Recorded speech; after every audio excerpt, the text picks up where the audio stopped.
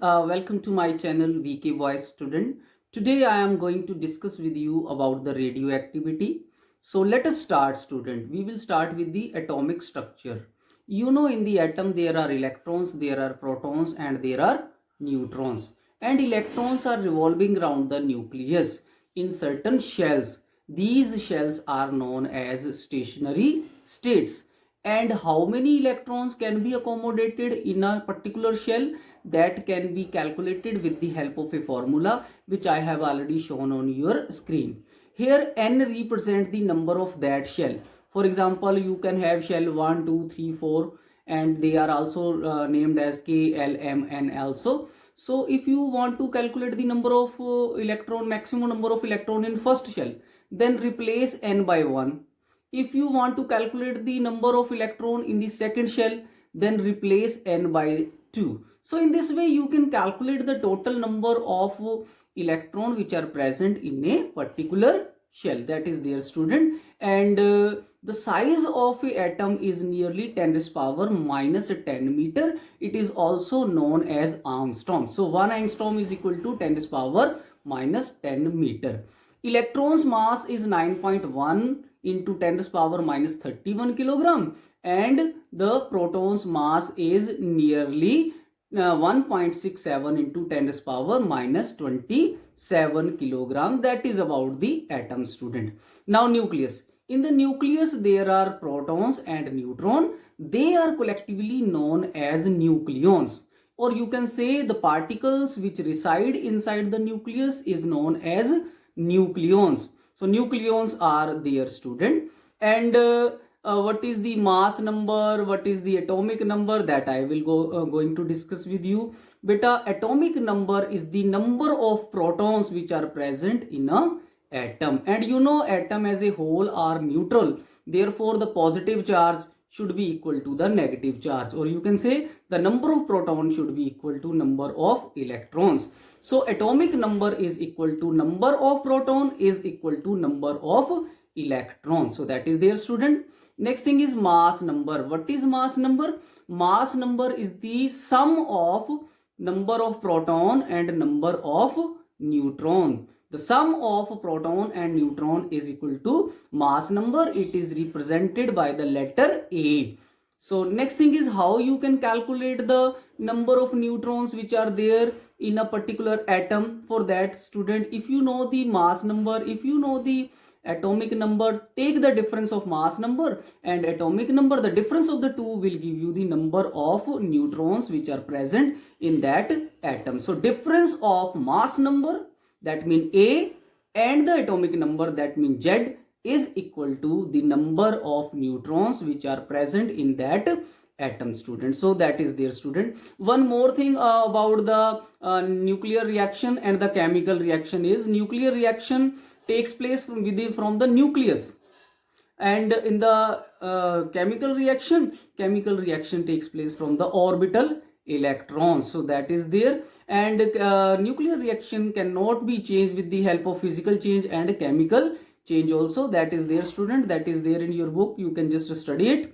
So that thing is there. Next thing which I am going to discuss with you, student, is the what is isotopes, what is isobars, what is isotones, that I am going to discuss with you, student.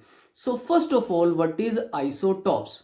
Isotopes are those substances whose atomic number is same but mass number is different. For example, you are having hydrogen. Hydrogen has 3 isotopes. Protium is there, deuterium is there, tritium is there.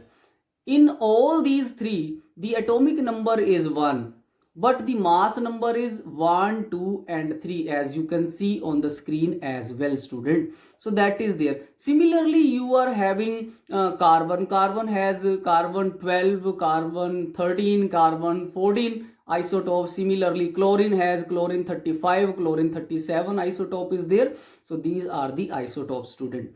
And these isotopes may be stable isotopes or unstable isotopes, student. If the number of proton is equal to number of neutron in a isotope, in that case that isotope will be a stable isotope. And if number of neutron is more as compared to number of proton, in that case that isotope will be a unstable isotope. So that is there, student, that thing is there. Next thing is about the isobars. What is isobars, student? You know, isobars are those substances whose mass number is same but atomic number is different. For example, you are having magnesium and sodium 24 and magnesium 24 is there, student, and there, as you can see, their atomic number is 11 and 12. Atomic number of sodium is 11, atomic number of magnesium is 12, but mass number, as you can see, 24 and 24 both have the same mass number. So these are the isobars. Next thing which I am going to discuss with you is, student, is the isotones. What is isotones, student? Isotones are those substances which have the same number of neutrons. For example, you are having sodium 23 and magnesium 24, and if you take the difference 23 minus 11, you are having 12. 24 minus 12, you are having 12. So 12 neutron each in both the cases. So these are the isotones. So isotones are also there, student. Keep it in your mind. They can be asked in the examination as well. Next thing which I am going to discuss with you, student, is the discovery of radioactivity. Who discovered radioactivity first? Henry Becquerel was the scientist who discovered it. He just was having a radioactive substance which he wrapped in a black paper and put near the photographic plate. After a few days, he found that the photographic plate was spoiled. From that, he concluded that there must be some radiations which are coming from that substance, and he named these rays as Becquerel rays. Later on, these rays was named as alpha, beta and gamma radiation. Their name was given, and alpha ray was found to be positively charged, beta rays was found to be negatively charged, and gamma rays was found to be no charge. It was uncharged radiation. So that is there. And when these radiation was placed under the magnetic field or under the electric field, in case of magnetic field, gamma radiation was deflected toward the left and beta radiation was deflected toward the right, and gamma radiation moved undeviated. And if they were placed under the electric field, gamma radiation was deflected toward the negative plate, beta radiation was deflected toward the positive plate, and gamma radiation move undeviated. Since the alpha radiation was deflected toward the negative plate, it clearly indicates that alpha radiation is having positive charge. Since the beta radiation was moving toward the positive plate, it clearly indicates that beta radiation is having negative charge. Since gamma radiation moved straight without any deviation, so it indicates that gamma radiation don't have any charge, students. So alpha ray is there, beta ray is there, and gamma radiation is there. Now one by one I will discuss about their properties. Few properties I am going to discuss with you, student. So first of all I will discuss the properties of alpha radiation. Students, what is alpha radiation? Alpha radiation is nothing but alpha radiation is doubly positive charged helium nucleus. Doubly positive charged helium nucleus is also known as alpha particle. I have shown on the screen as well, student. So that is there. First, its nature. So it is positive. Second thing is their speed. Speed of alpha radiation is nearly 10 raised power 8 meter per second. Sorry, 10 raised power 7 meter per second. And next property is its ionizing power. Alpha radiation has maximum ionization power. Its ionization power is 100 times than that of beta radiation and 10,000 times than that of gamma radiation. Then comes the penetration power. Penetration power of alpha radiation is minimum in all these three. Minimum in all of these three. So its penetration power is 100 times less as compared to beta radiation and 10,000 times less as compared to gamma radiation. Penetration power is least, student.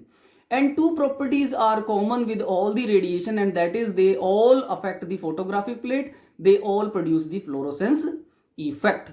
Next thing is beta, about the beta radiation. Beta radiation is nothing, student, but it is a fast moving electron and their origin is nucleus. It can be asked in the examination as well. Cathode rays are fast moving electron, and I am saying beta radiation is also fast moving electron. Now what is the difference between cathode ray and beta radiation, student? So the difference is the origin itself. Beta radiation's origin is nuclear, they come from the nucleus, while the cathode rays comes from the orbit electrons, the electrons which are orbiting in the atom, they are coming from that only, student. The difference is this, that these cathode rays are coming from the orbit electron, while the beta radiations are coming from the nuclear electron which are coming from the nucleus, students. So that is there. They are having negative charge, as I have already told you, they are electron, they are carrying negative charge. Next thing is, student, their ionization power. Ionizing power of beta radiation is nearly 100 times less as compared to alpha radiation. Next is their speed. Speed of beta radiation is 10 raised power 8, but it is never equal to the speed of light, that is 3 into 10 raised power 8 meter per second. Then penetration power, student, penetration power of beta radiation is more as compared to alpha radiation. Its penetration power is nearly 100 times more as compared to alpha radiation. So that is there. And two property, as I have told you, photographic plate affect the photographic plate, and it produce the fluorescence effect as well. Next thing is the properties of gamma radiation. Gamma radiations are nothing but they are electromagnetic radiation, and they don't have any mass. Their ionization power is least, their penetration power is maximum. So gamma radiation has the penetration power, maximum penetration power, and minimum ionization power, students. So these are the few properties of alpha, beta and gamma radiation, student. Next thing which I am going to discuss with you, what are the harmful effect of these radiation. Student, the harmful effect of these radiation is, one is a long time harmful effect, other is short time, and then genetical effect is also there. Short time effect is, student, you can have sore throat, you can have diarrhea, you can have nausea, etc. So this is the short term which can easily be cured. Now next is long term. Long time harm is that it can cause cancer, student, that cannot be recovered easily, you cannot cure it easily. So that is there. And last and very important is genetical effect may also take place. That means the gene may also get modified. You can say a gene can be mutated. So mutation of gene can also be take place. So that is there, student. Next thing which I am going to discuss with you, student, is what is the source of radiation, from where you are getting radiation. So first is, whenever there is some accident in some nuclear power plants, then the radiation may come out. So the peoples may affect from that. I have already shown on the screen the accident which took place in the worldwide, and that I have shown already, students. So that may be there. Second thing is the nuclear waste.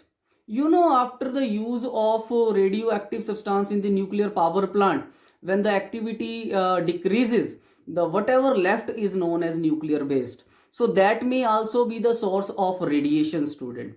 And last one is the other sources, and the other sources is, the radiation which are coming from the cosmos may also be the source of radiation. So these are the radiation. Now we have just discussed what is the source and what are the danger of these radiation. Now next thing is, what is the precaution, what are the precaution which we should take with the when you are having radiation. So beta, first thing is, whenever you are establishing a nuclear power plant or any institute where you are using these radioactive substances, that should be constructed away from the populated area. The establishment should be away from the populated area. This is the number one precaution while establishment of the institute like that. So second thing is, when you are constructing those institute, the that institute should have the shield of lead and iron, so that the radiation do not escape. And then you should have the backup cooling system as well, students. Suppose one cooling system fails, then you should have the other one in backup, so that should be there, student. So suppose now you have established that institute, so what should be the precaution which should be taken when you are taking these radioactive substances? You should wear the apron which is coated with lead, and you should have the gloves coated with lead. Then never touch the radioactive material with your hands. Always use the tongs which are made up of lead. So these things are there, student. So these are the, and one more thing, the persons or the people who are just working under those institute, they should be provided with certain badges, with the help of which their exposure to the radiation may be monitored. So these are the few precautions which we should always take, student. Now next thing, student, which I am going to discuss with you is what will happen when alpha radiation is coming out from certain substance. A new nucleus will form, and that is known as daughter nucleus. This is very very important, student, because one question may come in the examination. You may be given the parent nuclei and you may be asked about the daughter nuclei when certain radiations are coming from that parent nuclei. For example, suppose alpha radiation is coming out. You know, alpha radiation, it has a 2-unit atomic charge and 4-unit atomic mass. So whenever a alpha radiation takes place, in that case a daughter nuclei will be formed, which is having atomic number decreased by 2 unit and mass number decreased by 4 unit. Atomic number will decrease by 2 unit, mass number will decrease by 4 units. So daughter nuclei, it will be represented by Y. Parent nuclei will be represented by X. I have shown in the figure as well. So you can see Y is having 4 unit mass less and 2 unit atomic number decreases. Based upon this concept, the question can be asked. You can be given the parent nuclei and it can be told you that 2 alpha particle or 3 alpha particle is escaped from that radiation. What will be the name the parent nuclei? So that type of question can be asked. Next is, what will happen if beta radiation takes place? First of all, as you know, I told you in the beginning itself that the beta radiations are coming from, these are the electrons which are coming from the nucleus, and you know there is no electron in the nucleus. From where you are getting these electrons then? Student, as I told you, when you are having an isotope and if the number of neutron is more as compared to proton, in that case it becomes a unstable isotope. So student, to get the stability, what happens? A neutron gets changed into proton. One neutron changes into a proton and an electron is also formed. This electron escape out from the nucleus. So the number of nucleons remain the same in the nucleus. One neutron changes into proton. So the sum of neutron and proton remains the same. But an extra electron is formed which escape out in the form of a radiation which is known as beta radiation. So during the beta radiation, as you can see, number of proton is increasing. That means atomic number will raised by 1. So during the beta radiation, a daughter nucleus will be formed whose atomic number will raised by 1 and the mass number will remain the same. Atomic number will be raised by 1, mass number will remain the same. Second, what will happen when the gamma radiation takes place? Student, you know gamma radiation don't have any mass. So nothing, new daughter will be found, it will be same. Daughter nuclei will have the, everything will be having the same thing will be there. There will be no change, you can Next thing, student, which I am going to discuss with you is the use of radioisotopes. What are the uses? First of all, medical use, student. They are used in radiotherapy, like you are having cobalt 60 is there, it is used in the radiotherapy for the cancer. And then you are having for the diagnosis of brain tumor, like you are having radio sodium chloride is there, you are having radio iron, you are having radio iodine is also there. Similarly, you can use these radioisotopes for the cardiography also. So, and also for the movement of salt which are there in the plants as mineral as well in the plants, that can be studied with the help of these radioisotopes. Next is the industrial use, where they are used. You know, in the industry, when the machinery parts move due to friction, what happens? Some charge may accumulate on the machinery part. To remove that charge, the radiation, these radioactive radioisotopes can be used for to remove that, because due to these radiation, those charge can be neutralized. And also these are used as a nuclear fuel. As you know, uranium 235 is used as fuel, so in industry they can be used as fuel. So that things are there, student. So medical use is there, industrial use is there, then scientific use is also there. They can be used as a projectile. As you can you know, in the case of scattering experiment, alpha particle was used, so they can be used as the scattering particle. And also they can be used as the for the sterilization purpose also, these isotopes are also used. So that are their, student. Next thing which I am going to discuss with you is the background radiation. What is the background radiation? Background radiation is a radiation when there is a absence of radioactive substance, still you are exposed to radiation. So in the absence of a source of radioactive substance, you are being exposed to the radiation. This is known as background radiation, and it may be due to, its a source may be two. One is external source, other is internal source. What is internal source? You know, in your body there is cobalt potassium 40 is there, and then you are having carbon 14 is also there. That may be the source of radiation. Then external sources, the solar system is there, cosmos is there, from there some radiations are coming, you are exposed to those also. And in the nature also you are having radium 222 is also there, that may be the source of radiation. This is known as the background radiation. So background radiation is this, student. In the absence of active source, you are exposed to the radiation. This is known as the background radiation, student. I hope up to this the concept is clear to you. And this is all, student, because the nuclear fission and nuclear fusion is not there in your syllabus, so I am not discussing that, student. With this, the chapter of radioactivity is finished. If you are having any doubt, any difficulty, anything which you want to share with me, you can write your comment in the comment section, student. I will be happy to help you out, student. And for those students who are just watching this video and have not subscribed my channel, it's my humble request to those students, please subscribe this, because sometime what happens, you get the video very late.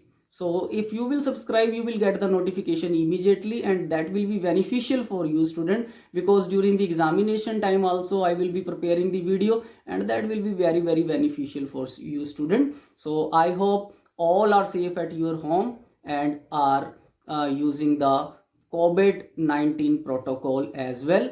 Thank you, and be safe at your homes.